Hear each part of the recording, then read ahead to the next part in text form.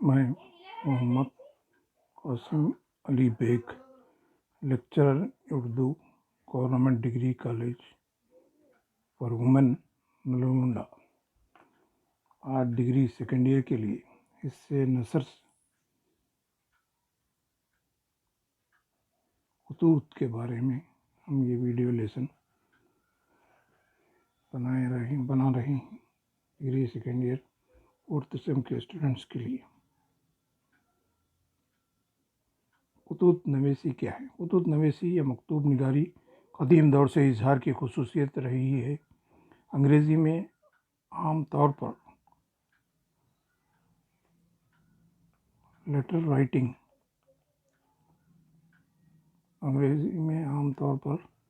Letter writing یعنی خطوط نویسی اور خصوصی گرجا کے پادریوں کے درمیان ہونے والی مکتوب نگاری کو ایپسٹائل کہا جاتا ہے۔ اردو میں خطوط نگاری کی فارسی زبان کے زیر اثر پروان چڑھی۔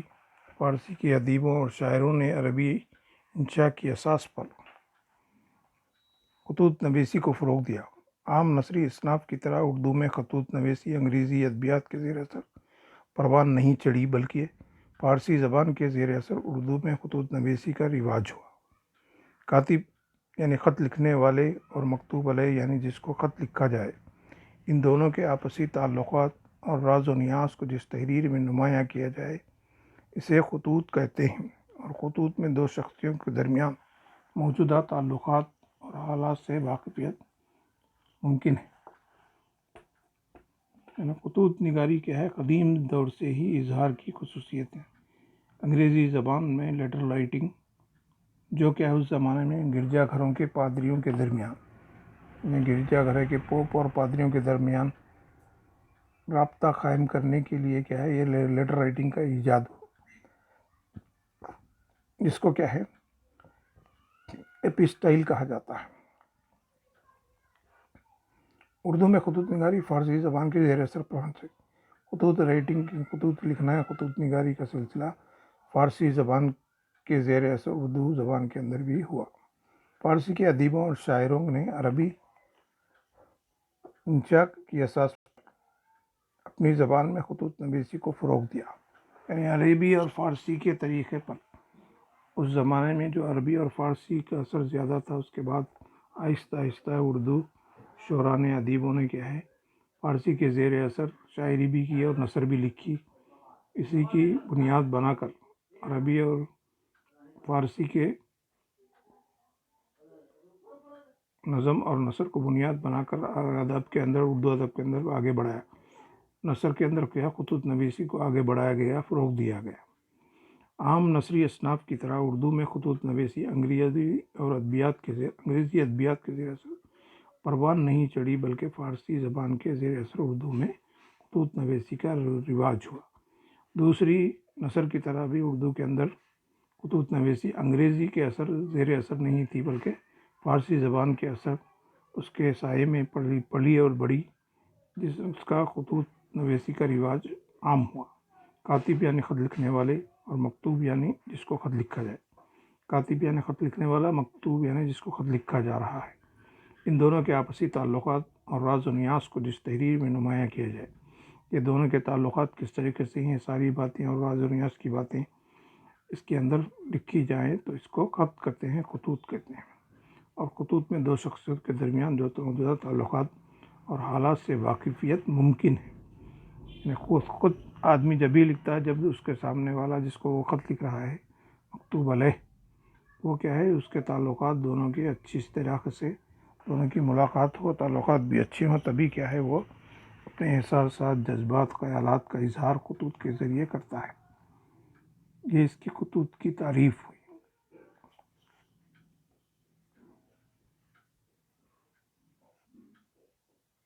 بات کیا ہے مکتوب نگاری کا فن، یعنی خطوط لکھنے کا فن کس طرح سے ہونا چاہیے، اس میں کیا کیا چیزیں ہونا چاہیے، کیا کیا چیزیں ضروری ہیں، یہ ساری باتیں مندرجہ ذیل ہیں۔ کاتب اور مکتوب علیہ کے تعلقات کا اظہار اس تحریر میں ہوگا، اسے خطوط نگاری کہا جاتا ہے۔ ایک خط لکھنے کے لیے حسب ذیل چیزوں پر توجہ ضروری ہے۔ یعنی کاتب یعنی خط لکھنے والا، اور مکتوب علیہ جس کو خط لکھا گیا، اس کے تعلقات کا اظہار اس تحریر میں ہونا ضروری ہے، تبھی وہ کیا ہے خطوط نگاری کہی جاتی ہے۔ اس کے لیے مندرجہ ذیل چیزیں، نیچے دی گئی ہوئی چیزیں ہونا ضروری ہے۔ اس میں پہلی چیز کیا ہے؟ سرنامہ ہے۔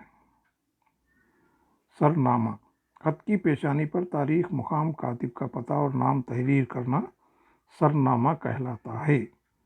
یہ پہلا ہے نا، سر، خط کی پیشانی پر یعنی اوپر کی طرف تاریخ، مقام، کاتب کا پتہ اور نام تحریر کرنا، یہ سرنامہ کہلاتا ہے۔ اس کے بعد دوسری چیز اس کے اندر کیا ہے؟ القاب۔ دوسری چیز خطوط کے اندر القاب۔ اس کے بعد مکتوب علیہ کی عمر، شخصیت، عہدہ اور رشتے کی مناسبت سے مخاطب کرنے کو القاب کہتے ہیں۔ یعنی دوسری چیز القاب ہے، جس میں کیا ہے؟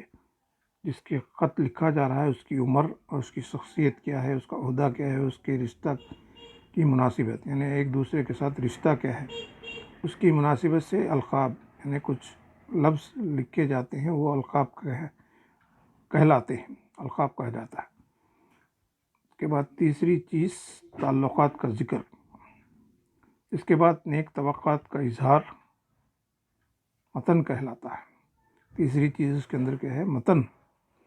نیک توقعات یعنی اللہ تعالیٰ کی طرف سے نیک توقعات، یعنی میں یہاں پر خیریت سے رہ کر آپ کی خیریت خداوند کریم سے نیک چاہتا ہوں، یہ پہلے خطوط کے اندر لکھا جاتا تھا۔ نیک توقع، اپن بھی اچھے رہیں اور جس کو خط لکھا ہے اس کو بھی کیا ہے؟ اللہ تعالیٰ کی طرف سے اچھے رہنے کی دعا کرنا، دعا دینا، یہ کیا ہے؟ نیک توقعات کا اظہار کرنا، یہ کیا ہے؟ متن کا درجہ رکھتا ہے۔ یہ تیسری قسم۔ اس کے بعد چوتھا کیا ہے؟ تعلقات کا ذکر۔ اپنے حالات اور مکتوب علیہ سے روابط کے ساتھ موسم، ماحول اور باہمی مختلف رویوں کا ذکر کرنا تعلقات کا ذکر کہلاتا ہے۔ تعلقات کا ذکر دو خط لکھنے والے اور جس کو خط لکھا جا رہا ہے، لکھنے والا اور خط لکھنے والا، یعنی کاتب اور مکتوب علیہ، یہ دونوں کیا ہے؟ ان کے ساتھ ساتھ کیا ہے؟ اپنے روابط کیسے ہیں، موسم کا حال، ماحول اور مختلف چیزوں کا ذکر کرنا، یہ کیا ہے؟ تعلقات کا ذکر کہلاتا ہے۔ اس کے بعد پانچویں چیز کیا ہے؟ اختتامی کلمات۔ یہ ساری باتیں ہونے کے بعد کیا ہے؟ جب کہ خط کو اختتامی مرحلے پر لانا اختتامی کلمات کہلائے گا، یعنی خط کو ختم کرنا، اصل وجہ جو تھی وہ بیان کرنے کے بعد ختم کی طرف آنا، یہ اختتامی کلمات کہلائے گا۔ اور پھر ایک عاجزی ظاہر کرتے ہوئے نام لکھنا یا دستخط کرنا، موجز بیانی، یہ چھٹی چیز خط کے اندر موجز بیانی، یعنی اپنی تعلقات کا ذکر، اس کے بعد اختتامی کلمات کے بعد عاجزی کا ذکر کرتے ہوئے اپنا نام لکھنا یا دستخط کرنا، موجز بیانی کی دلیل ہے، یعنی یہ عجز و انکساری کے ساتھ اس کا مرتبے کا لحاظ رکھتے ہوئے کیا ہے؟ اس سے دعاؤں کی درخواست کرنا، ایسے الفاظ لکھنا، آخر میں اپنا نام یا دستخط کرنا، یہ موجز بیانی۔ اس کے بعد آخر میں ساتویں چیز خط کے لیے آخری چیز کیا؟ مکتوب علیہ کا پتہ، یعنی جس کو خط لکھا گیا اس کا پتہ لکھنا آخر میں، یہ مکتوب علیہ کا پتہ آخری چیز ہے خط کے اندر۔ سب سے آخر میں اگر مکتوب علیہ کا نام اور پتہ خط پر نہ لکھا جائے تو خط لکھنے کا مقصد ہی فوت ہو جائے گا، یعنی اصل جس کو خط لکھا گیا اس کا نام، پتہ، ساری تفصیل لکھنا ضروری ہے۔ اگر یہ نہیں لکھے تو اپنا خط جو لکھے اتنی محنت سے یہ ساری چیزیں کچھ حاصل نہیں ہوں گی۔ خط اصل جہاں پہنچنا ہے، جس کو بھیجنا ہے، اس کی ساری تفصیل موجود ہونا ضروری ہے، یہ تو خط لکھنے کا مقصد ہی ختم ہو جائے، فوت ہو گیا۔ اس طرح ایک خط کے لیے مذکورہ تمام خصوصیات پر نظر رکھنا ضروری ہے۔ ساری چیزیں، جو 7 چیزیں، سرنامہ، القاب، متن، تعلقات کا ذکر، اختتامی کلمات، موجز بیانی اور مکتوب علیہ کا پتہ، یہ 7 چیزیں پوری ہونے پر ایک کے بعد ایک تبھی کیا ہے؟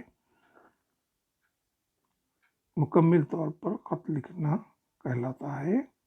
یہی اصل خط ہے۔ فن، خطوط نگاری کے فن کے لیے ساری چیزیں ضروری ہیں۔ اردو میں خطوط نگاری کے مختلف طریقے رائج ہیں۔ یہ طریقے خط کے موضوع کے اعتبار سے عنوان کا درجہ حاصل کر لیتے ہیں، چنانچہ خطوط کو حسب ذیل اقسام میں پیش کیا گیا۔ اردو خطوط نگاری کے اندر کیا ہے، مختلف طریقے، خط لکھنے کے کئی طریقے ہیں، الگ الگ ہیں، اور یہ خط موضوع کے اعتبار سے، یہ طریقے خط کے موضوع کے اعتبار سے عنوان کا درجہ رکھتے ہیں، یعنی جس موضوع پر خط لکھا جائے وہ الگ الگ قسم کے نام اس کو دیے گئے ہیں۔ اس کو چنانچہ خطوط کو حسب ذیل اقسام میں پیش کیا گیا ہے۔ یہ تقریباً 5 قسم کے خطوط بتائے گئے ہیں۔ 5 قسم کے خطوط، پہلا عشقیہ خطوط، دوسرا خانگی خطوط، تیسرے کاروباری خطوط، چوتھا دوستانہ خطوط، پانچواں کیا ہے، درخواست۔ یعنی پہلا کیا ہے، عشقیہ خطوط، مرد و خواتین کے تعلقات کو جن خطوط میں ذکر کیا جائے انہیں عشقیہ خطوط کی فہرست میں شامل کیا جاتا ہے۔ یعنی پہلی قسم مرد اور خواتین کے تعلقات جس کو خطوط کے اندر پیش کیا جائے، یہ پہلی قسم مانی جاتی ہے، یعنی عشقیہ خطوط، یعنی لو لیٹرز انگلش کے اندر۔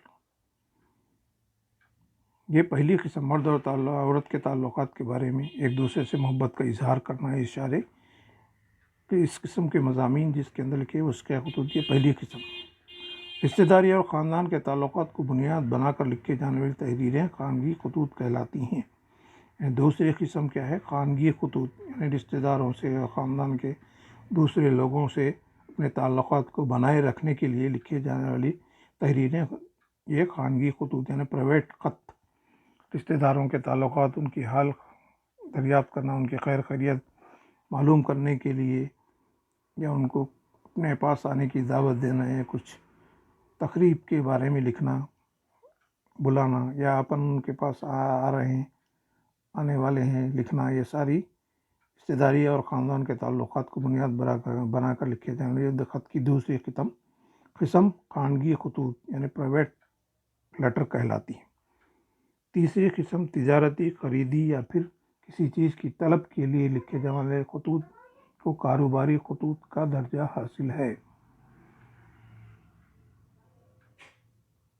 تیسری قسم کیا ہے، کاروباری خطوط، یعنی بزنس لیٹرز، تجارت کرنے کے غرض سے، بزنس کے غرض سے، خریدی یا کوئی چیزیں آرڈر دینے کے لیے ہم کسی کمپنی کو، کسی ڈیلر کو خط لکھتے ہیں، وہ کیا ہے، طلب کرنے کے لیے، کوئی چیز خریدنے کے لیے یہ چیزیں ہمیں ہونی چاہیے، ضروری ہے، ہمارے بزنس کے حساب سے جو بھی چیزیں ہمیں ضروری ہیں وہ خط کے ذریعے کیا ہے دوسرے کاروبار کرنے والے بڑے کاروباری کو جو لکھی جاتی ہیں، یہ تجارتی خط کے اندر شمار ہوتی ہیں۔ اپنے آپ کی تجارت کو آگے بڑھانے کے لیے، تجارت کو پھیلانے کے لیے، دوسروں سے تعلقات قائم رکھتے ہوئے کوئی بھی چیز خرید و فروخت کے لیے لکھے جاتے ہیں، وہ کاروباری۔ یہ چوتھی قسم۔ تیسری قسم کاروباری خطوط۔ چوتھی قسم دوست، احباب اور ہم عمر ایک دوسرے سے رابطے کو استوار رکھنے کے لیے جس قسم کے خطوط لکھتے ہیں انہیں دوستانہ خطوط کا درجہ حاصل ہے۔ یہ چوتھی قسم کیا ہے، دوستانہ خطوط۔ کسی بھی ایک دوست دوسرے دوست سے اپنے جذبات، احساسات کا اظہار کرنا، یا ہم عمر ہیں یا ہم جماعت ہیں، ایک دوسرے سے کیا ہے اپنے تعلقات کو قائم رکھنے کے لیے، رابطہ رکھنے کے لیے جو خطوط لکھے جاتے ہیں، ان کی خیر خیریت دریافت کی جاتی ہے، یہ دوستانہ خطوط کے اندر شمار ہوتے ہیں۔ یہ بہت ضروری ہے، تبھی کہیں جا کر ہمارا دوستانہ تعلق قائم رہ سکتا ہے، ایک دوسرے کے دکھ اور درد حالات معلوم ہو سکتے ہیں۔ اسی لیے دوستانہ خطوط، یعنی فرینڈلی خطوط، یہ چوتھی قسم میں اس کا ہونا بھی ضروری ہے۔ آخری قسم درخواست، رخصت، ملازمت، بیماری، داخلہ یا پھر علیحدگی کے موقع پر لکھے جانے والے خطوط کو درخواست کہا جاتا ہے۔ یعنی کہیں ہم کام کر رہے ہیں ملازمت میں، اگر کچھ بیمار ہو گئے، کچھ تقریب میں جانا ہے تو اس کے لیے ایک درخواست لکھی جاتی ہے، رخصت کی درخواست، لیو لیٹر، یا ملازمت حاصل کرنے کے لیے، ملازمت کے لیے جو درخواست دی جاتی ہے، یا بیمار ہونے پر جو ہم لکھتے ہیں، یا کسی جگہ داخلہ لینے کے لیے درخواست دیتے ہیں کالج وغیرہ میں، یہ ساری چیزیں لکھے جانے والی رخصت یا بیماری، ملازمت یا علیحدگی کے موقع پہ، یا دوسرے سے الگ ہونے کے لیے، علیحدہ ہونے کے لیے جو لیٹر لکھا جاتا ہے اس کو درخواست کہا جاتا ہے۔ اس طرح مکتوب نگاری کے مختلف انداز اردو میں موجود ہیں۔ دور حاضر میں کاروباری خطوط کی اہمیت حاصل ہے اور کاروباری خطوط لکھنے کی مشق کے لیے ایک پورا مضمون اسپیکچل پریکٹس پڑھایا جاتا ہے سیکٹریل پریکٹس پڑھایا جاتا ہے یعنی کاروباری خطوط کے لیے اسپیشل مضمون ایک پورا مضمون پڑھایا جاتا ہے، اس کے ذریعے اردو میں خطوط نویسی کا فن مستحکم ہوتا ہے۔ یہ خطوط کی 5 قسمیں: عشقیہ خطوط، خانگی خطوط، کاروباری خطوط، دوستانہ خطوط اور درخواست۔ یہ ساری اقسام خطوط کے اندر آج کل کے دور میں اردو خطوط کے اندر ساری قسم کی خطوط لکھے جا رہے ہیں۔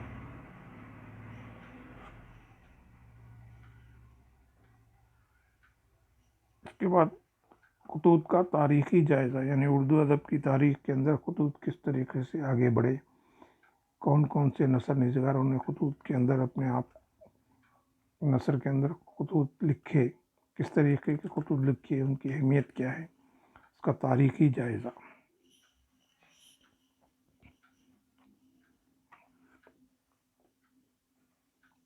اردو نثر میں نثری صنف کی حیثیت سے خطوط نگاری کا آغاز مرزا غالب کی تحریروں سے ہوا، یعنی اردو ادب کے اندر پہلے خطوط نگار کی حیثیت سے کیا ہے، مرزا غالب کا نام سر فہرست ہے۔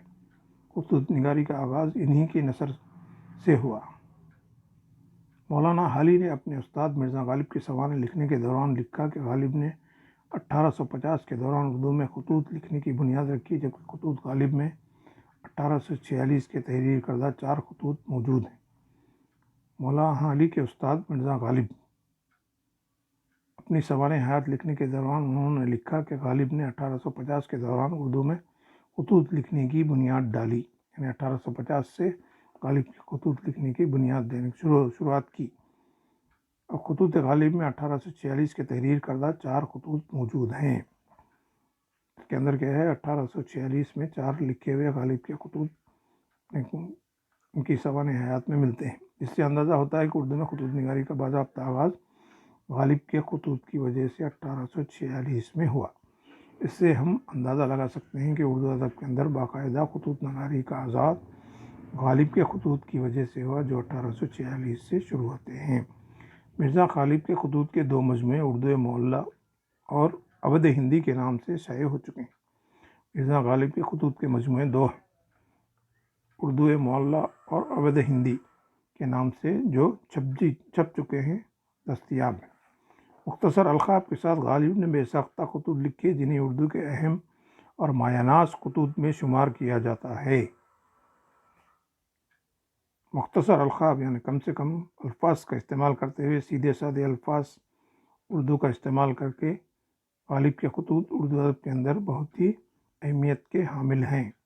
غالب نے خود اپنے خطوط میں لکھا ہے کہ میں نے وہ طرز تحریر ایجاد کیا کہ مکاتبے کو مکالمہ بنا دیا۔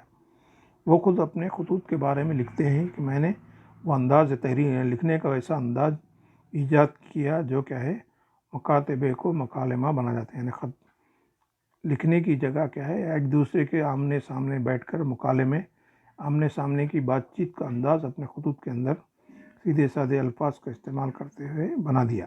ہزاروں میل دور رہا کرو اور وصل کے مزے لیا کرو۔ میں ہزاروں میل دور رہنے کے باوجود بھی غالب کے خطوط پڑھنے سے ایسا محسوس ہوتا کہ وہ سامنے بیٹھ کر کے ایک دوسرے سے گفتگو کا انداز ان کے خطوط کے اندر ہم کو ملتا ہے۔ غالب کے خطوط میں سادگی اور بے ساختہ پن کی وجہ سے ان کی اہمیت سے انکار نہیں کیا جا سکتا۔ ان کے خطوط کے اندر ان کو سیدھے سادی الفاظ کا استعمال، آسان الفاظ کا استعمال، جس کی وجہ سے پڑھنے والا اس کے اندر کیا ہے، ڈوب جاتا ہے، بے ساختہ اس کی طرف متوجہ ہوتا ہے اور اس کی اہمیت سے انکار نہیں کیا جا سکتا۔ شاعری میں غالب اس قدر مشکل پسند ہے، وہ اپنے خطوط میں اسی قدر آسان پسند ہے۔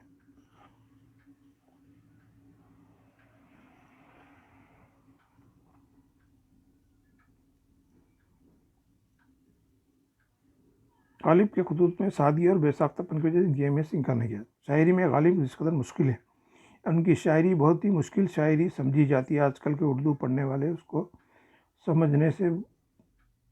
سمجھ نہیں سکتے، الفاظ کا استعمال ذرا عربی اور فارسی کا استعمال زیادہ ہوا، لیکن خطوط کے اندر کیا ہے، بالکل آسان سے آسان الفاظ کا استعمال کرنے کی وجہ سے ہر ایک آدمی کی اس کو آسانی سے پڑھ سکتا ہے، اور ان کے لیے اسی لیے ان کے خطوط اردو ادب کے اندر بہت پسند کیے گئے اور آسانی سے سمجھ میں آنے والے انداز کی وجہ سے بہت مشہور ہوئے۔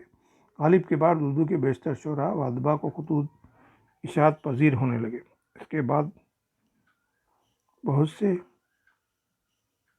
شعراء، بہت سے لوگ شاعری کے ساتھ ساتھ کیا ہے، خطوط لکھنے کی طرف زیادہ توجہ دینے لگے۔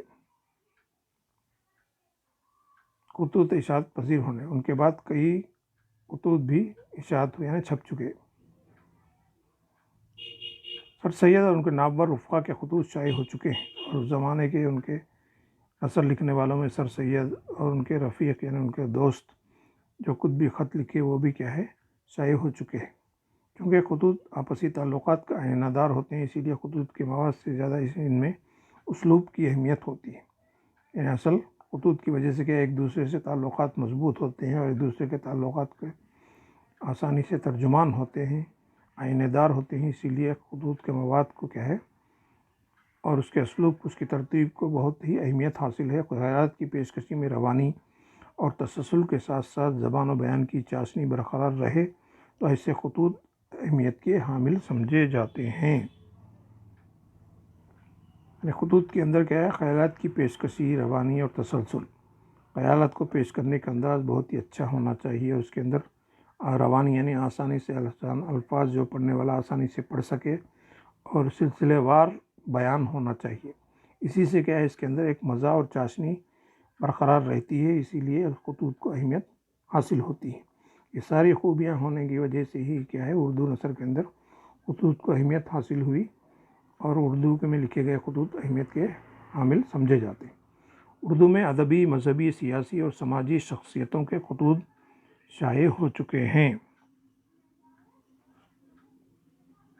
اردو ادب کے اندر بہت سارے نثر لکھنے والے ادبی، مذہبی، سیاسی اور سماجی شخصیتوں کے خطوط بھی شائع ہو چکے ہیں۔ اس کے ساتھ ساتھ کہ اس زمانے میں لکھنے والے بہت سارے لوگ کئی مضامین پر اپنے اپنے خطوط لکھے جائے، چاہے وہ ادبی مسئلہ ہو، مذہبی ہو، سیاسی اور سماجی شخصیتیں۔ ہر شخصیت، ہر قسم کا آدمی اس کے اندر کیا ہے، ایک دوسرے سے رابطہ قائم کرنے کے لیے کیا ہے، خطوط لکھا جو بہت ہی اہمیت رکھتے ہیں، اور وہ شائع بھی ہو چکے ہیں۔ سر سید خان کے خطوط کو اردو نثر میں اس لیے اہمیت حاصل ہے کہ ایک مصلح کی حیثیت سے انہوں نے اپنے احباب کو خطوط لکھے۔ سر سید احمد خان اس زمانے، انگریزوں کے زمانے میں بہت ہی پڑھے لکھے آدمی مانے جاتے ہیں۔ اس زمانے میں ان کے تعلقات انگریزوں کے ساتھ بہت اچھے تھے، اور اس کے ساتھ ساتھ وہ ایک قوم کو مصلح کی حیثیت سے انہوں نے اپنے احباب کو مصلح قوم کی اصلاح کے لیے اس زمانے کے سمجھدار لوگ، ذمہ دار لوگ جو تھے، ان کو سمجھانے کے لیے کیا ہے، دوست احباب کو خط لکھ کے ان کی شخصیت کا پرتو ان کے خطوط میں دکھائی دیتا۔ ان کی شخصیت کیا تھی، ان کی کوششیں کیا تھی، اس سے خطوں کے ذریعے اندازہ ہوتا ہے کہ وہ بہت ہی ہر ایک کے ساتھ ہمدردی رکھنے والے انسان تھے۔ مولانا شبلی نعمانی کے خطوط میں ان کے تاریخی شعور کا وجدان محسوس کیا جاتا ہے، اور اس زمانے کے مشہور ادبی شخصیت مولانا شبلی نعمانی کے خطوط، ان کے بھی خطوط کیا ہے، بہت ہی تاریخی اہمیت رکھتے ہیں۔ ان کے اندر تاریخی شعور کا وجدان ہوتا ہے، یعنی تاریخی شعور بیان کیا جاتا ہے کہ مسلمانوں کی تاریخ کیا ہے، کس طریقے سے کارنامے مسلمانوں کے رہے ہیں۔ اس کے لیے ہم مل کر فی الحال انگریزوں کے خلاف کس طریقے سے ہم ان لوگوں سے اپنے ملک کو آزاد کر سکتے ہیں، یہ ساری چیزیں اس وقت ان کے خطوط کے اندر پائی جاتی ہیں۔ مولانا حالی کے خطوط میں اصلاحی رجحان کی جھلک محسوس ہوتی ہے، اور حالی کے خطوط کے اندر کیا ہے، اصلاح، قوم کی اصلاح کی طرف توجہ دلانا، رجحان دلانا، یہ ان کے خطوط کے اندر ساری چیزیں موجود ہیں۔ سید سلیمان ندوی کے خطوط میں مذہب اور شرعی مسائل کا پرتو موجود ہے۔ سلیمان ندوی اس زمانے کے بہت بڑے عالم مانے جاتے تھے۔ ان کے خطوط کے اندر مذہبی اور شرعی مسائل کے بارے میں بہت سارے مضامین ہم کو ملتے ہیں۔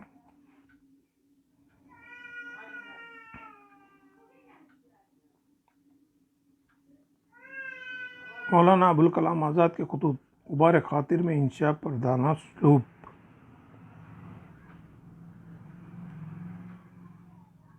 جھلکتا ہے۔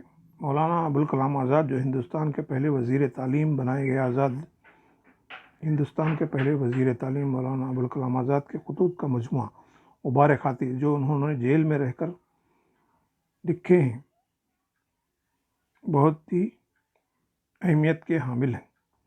اس کے اندر کیا ہے، انشا پردانہ اسلوب جھلکتا ہے، یعنی کس طریقے سے ہم آگے ترقی کر سکتے ہیں۔ اس زمانے کے بہت بڑے آزادی کے رہنما مولانا شوکت علی محمد علی اور علامہ اقبال کے خطوط میں قومیت اور حریت کے عناصر کار فرما ہے۔ مولانا شوکت علی محمد علی آزادی کی لڑائی میں حصہ لینے والوں میں ان کے نام ہیں، اور ڈاکٹر علامہ اقبال جو بہت ہی قوم کی اصلاح کے لیے بہت فکر مند رہنے والے اور اپنے اندر خودی کے جذبے کو پیدا کرنے کی توجہ دلانے والے شاعروں میں شمار ہوتا ہے۔ ان کے خطوط بھی بہت ہی قوم کے اندر کے حریت یعنی آزادی کا جذبہ پیدا کرنے والے خطوط ہمیں ملتے ہیں۔ اردو میں مضمون خطوط کے علاوہ خواتین کے خطوط بھی اہمیت کے حامل ہیں۔ اردو کے اندر کیا ہے، نثر میں بھی خطوط لکھے گئے، اس کے ساتھ کیا ہے، نظم کے اندر خطوط کے اندر نظمیں بھی لکھی گئیں۔ خواتین کے خطوط بھی اہمیت ہیں۔ اس کے ساتھ ساتھ کیا ہے، خواتین کے تعلقات کے بارے میں بھی خطوط کے اندر لکھا گیا، کس طریقے سے خواتین کے ساتھ رہنا چاہیے۔ خواتین کے خطوط میں نسائی حیثیت کا پرتو دکھائی دیتا ہے، اور خواتین کے خطوط کے اندر عورت کی حیثیتی کیفیت کو آسان سے آسان انداز میں بیان کیا گیا ہے۔ غبار خاطر کی انشا پردازی کے مقابل صفیہ اختر کے زیر لب کے خطوط ایک فراق زدہ شوہر پرست خاتون کے جذبات کی نشاندہی کرتا ہے۔ غبار خاطر یہ بھی کیا ہے، خطوط کا مجموعہ ہے۔ اس کے ساتھ ساتھ کیا ہے، صفیہ اختر کے خطوط زیر لب یہ ان کے خطوط کا مجموعہ ہے۔ اس کے اندر ایک فراق زدہ شوہر ہے، یعنی شوہر کے دور رہنے کے بعد ایک عورت کے اندر کس طریقے کے جذبات اور احساسات ہوتے ہیں، ایک شوہر پرست خاتون کس طرح سے اپنے جذبات کا اظہار اپنے خط کے ذریعے کرتی ہے، اپنی نثر کے ذریعے کرتی ہے، یہ ساری چیزیں خطوط کے اندر پیش کی جاتی رہی ہیں۔ یہی اردو ادب کے اندر اسی لیے خطوط کو اہمیت حاصل ہے۔ اس کے تاریخی جائزے کے مطالعے سے ہمیں پتہ چلتا ہے کہ خطوط کی اہمیت بہت زیادہ ہے، چاہے سیاسی ہو، سماجی ہو، یا آپسی تعلقات قائم رکھنے کے لیے، یا ایک دوسرے کے اپنی قوم کی اصلاح کے لیے۔ اس طریقے کے مضامین اردو ادب کے خطوط کے اندر ملتی ہیں۔ اس وجہ سے ہم اندازہ لگا سکتے ہیں کہ اردو ادب کے اندر نثر کے اندر خطوط کی بھی بہت اہمیت ہے۔